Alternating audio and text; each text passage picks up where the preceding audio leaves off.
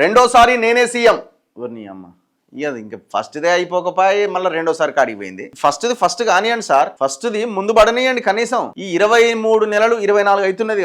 9వ తారీఖు వస్తున్నాం, 7వ తారీఖు వస్తున్నాం, డిసెంబర్ 7కి 24 నెలలు అయిపోతున్నది. ఒక్కసారి పడుకున్నప్పుడు, నిలబడ్డప్పుడు, బయటకు వచ్చినప్పుడు, కూర్చున్నప్పుడు, ఎవరు మీ ముందు లేనప్పుడు, సెక్రటేరియట్లనో ఇంట్లోనో బయటనో, ఇక కేసీఆర్ ఫామ్ హౌస్ అదే సచివాలయం అయింది, అదే అన్నీ అయింది.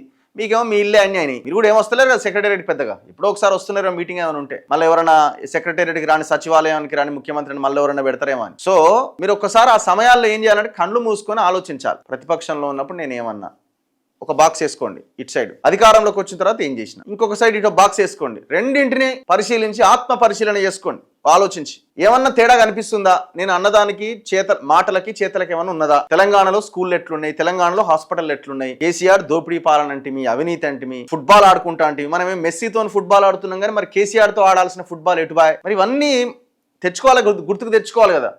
అవన్నీ అయిపోయిన తర్వాత ప్రజలందరూ ఆహా ఏ ముఖ్యమంత్రిడా అని అనుకున్నప్పుడు రెండోసారి కూడా నేనే సీఎం అంటే అవును మీరే అని అంటారు జనం. ఇప్పుడు అన్నారు అనుకోండి, జనం నవ్వుతారు. మీరు ఇదే రకమైన పరిపాలన కొనసాగిస్తే